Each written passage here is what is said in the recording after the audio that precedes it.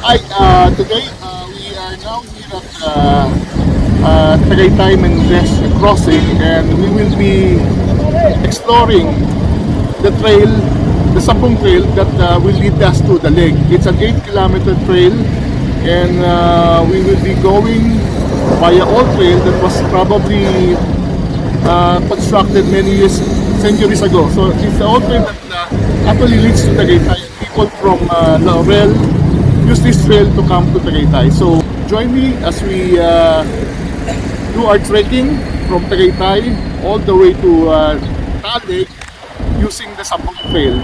So tara na!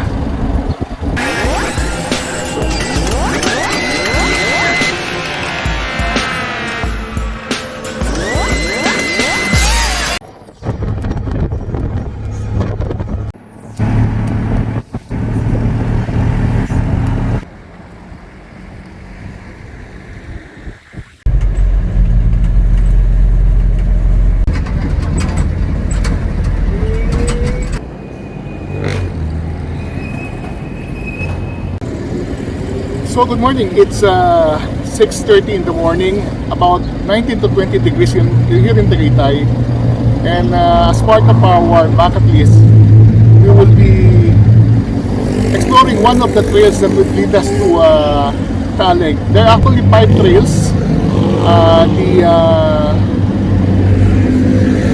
The Sungay Trail, the Sampalok Trail, now we have the Sambong Trail, and then we have the Bagong Ilog and the Blackwall or Nyogan Trail. So today we will be exploring the Sambong Trail.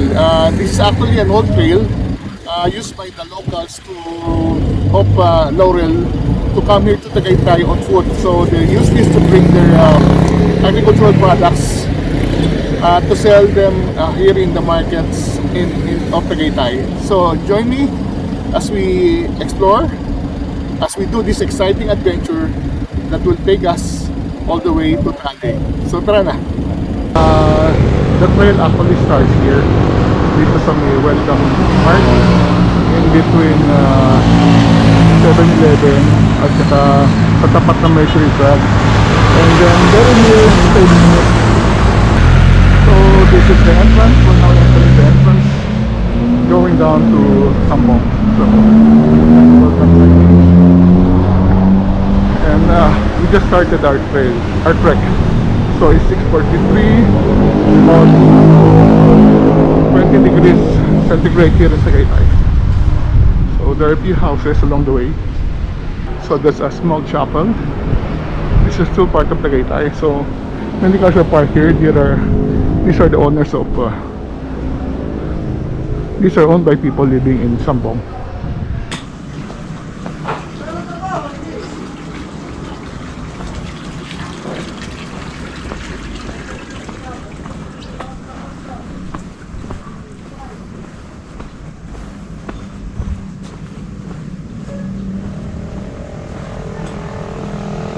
The road, people are coming from Sambong and shooting motorbikes.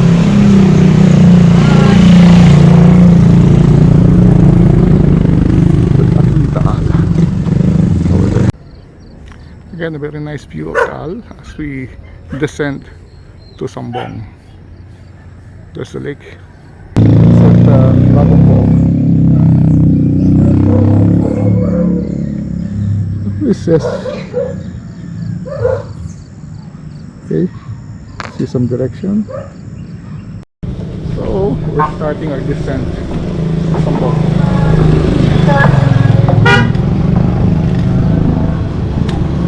From Tagaytay.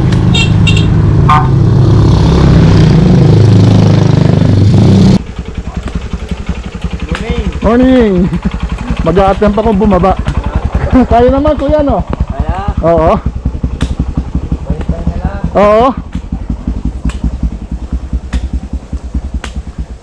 So ang ganda ng trail, very nice trail, very scenic. So people are actually coming up via motorcycle. So the trail gets narrower after about 200 meters from Mendez Crossing. We continue our trek. So on the lake side you can still see the lake.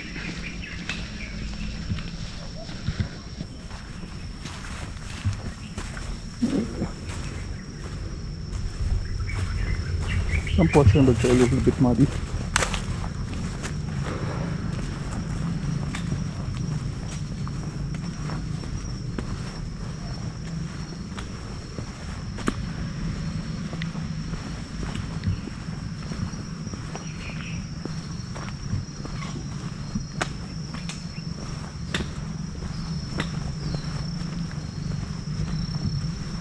Wow, this is nice. From here you can get a good view of the lake, and we're going there later.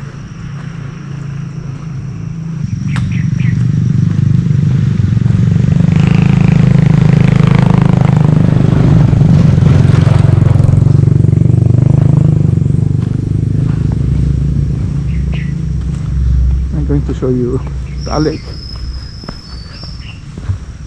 Hope we can get a clearing.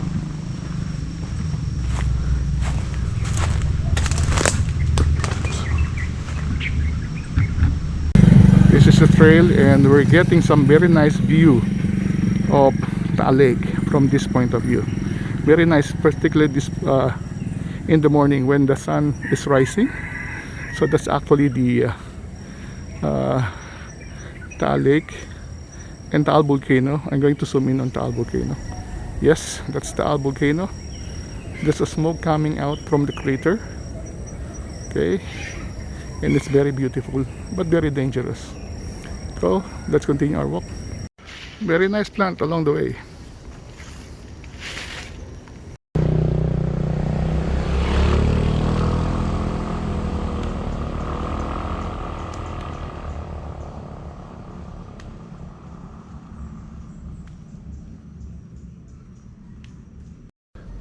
Several mountain goats along the way. Mountain goats now. So here they are. Let's continue our trek.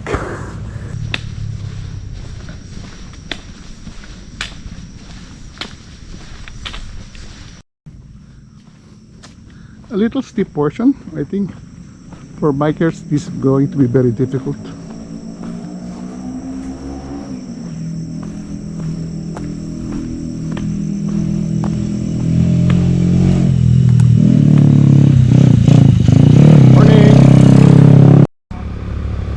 These are actually volcanic rocks from centuries eruption of Taal volcano.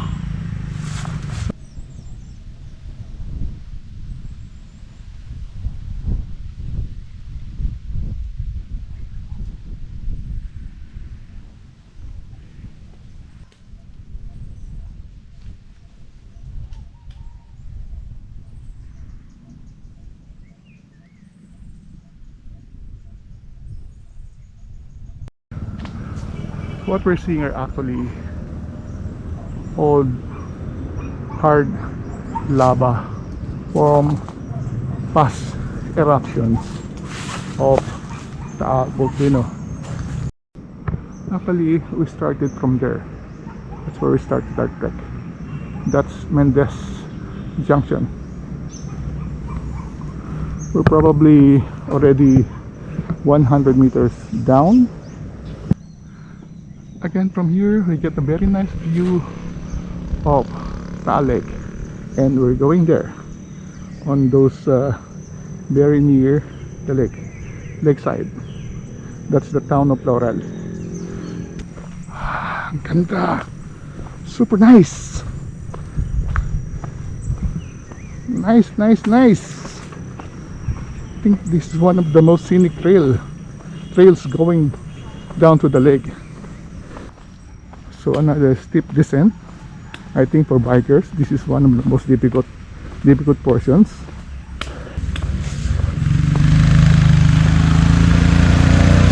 Morning.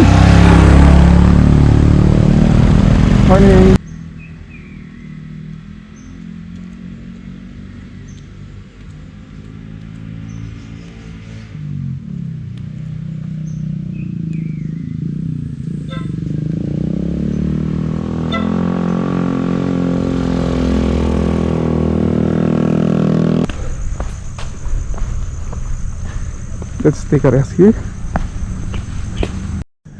Our first stop, we already covered around 2 kilometers and probably 5 more kilometers to go. Very nice stop, very scenic, and very fantastic view of the lake.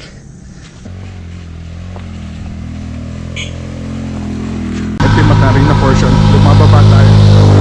Pwede na makikita nyo ang taas na binabaybay na ang motorcycles.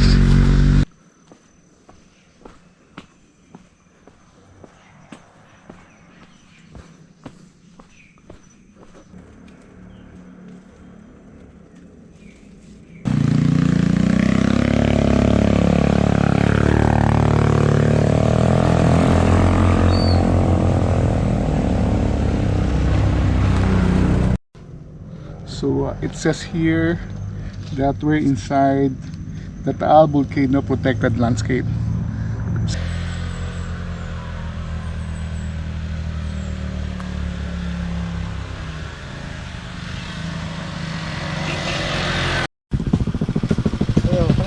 Sige, okay lang. Sige lang, okay lang.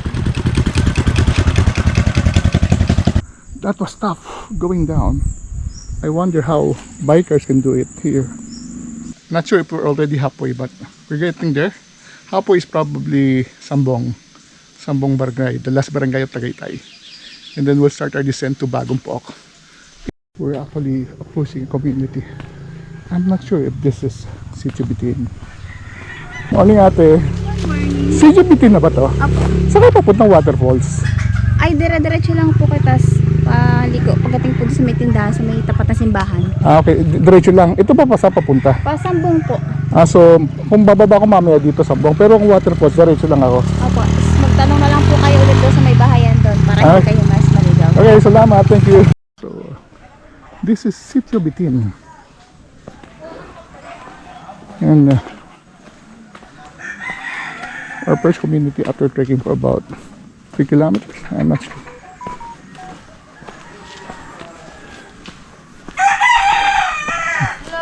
Hello, good morning. Nilakad ko galing itaas. Kayo lang ho? Ako lang mag-isa. And then mamaya bababa ako ng Sambong. Sambong na ho ito. Hindi, Bagong Pook, Laurel. Hindi ko alam kung paano ako babalik ng Tagaytay mamaya. May mga motor ho.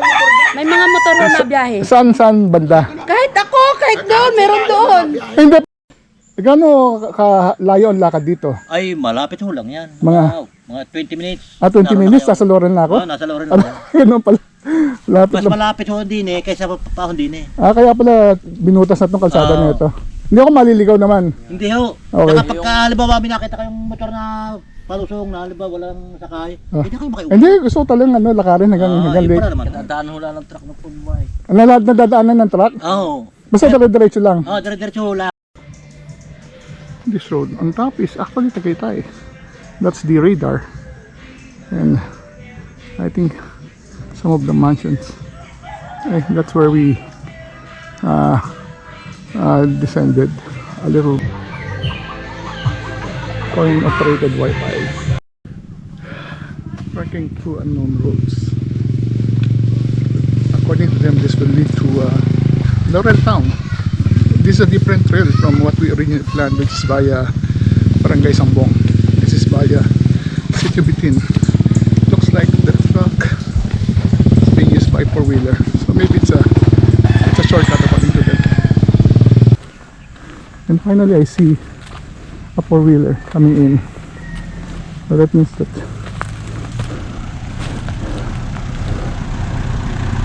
you can climb through this layer. Okay. That road goes directly to Sambong, and this road is the shortcut from Sitio Bitin. Okay. Okay, let's do this road. Okay, looks like we're already near the main town of Laurel. Okay.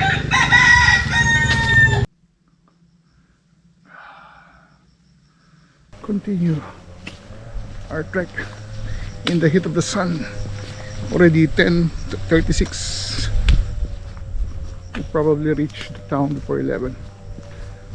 Sundan na lang natin sila. I'm sure they will take us to the market. So nagtanong tayo. Papunta na raw highway ito. This road leads to the highway according to the locals. Okay. We have finally reached the famous hanging bridge of Bagong Pook. Ito siya. Okay. We're here at the hanging bridge. Oh, umuuga siya. Of Bagong Pook. Okay.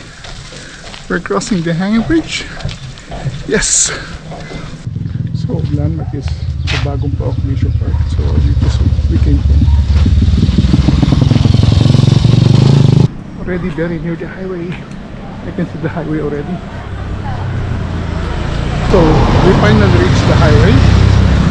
We are at the junction where the road to Sambong and Batangas. It's the road on the right, and the road on the left will take us to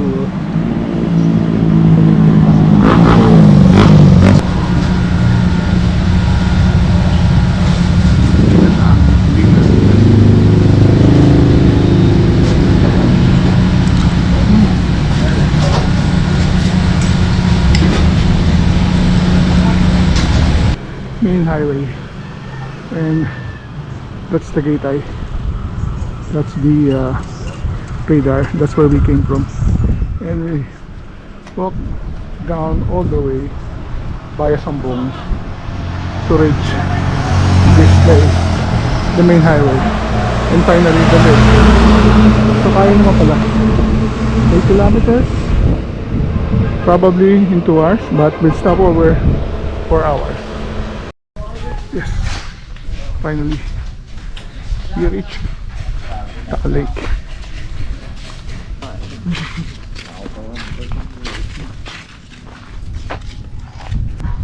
So this is it. We finally made it from Tagaytay all the way to Taal Lake. So this is the lake. We are now in Taal Lake. Beautiful Taal Lake. That's the Taal volcano, and we came from that place. It's Tagaytay. We walked for 4 hours to take the 8-kilometer trail from Tagaytay to Taal Lake via Sambong. Next time we'll be trying the other trails that will lead to Taal Lake. In the meantime, let's enjoy the beautiful Taal Lake.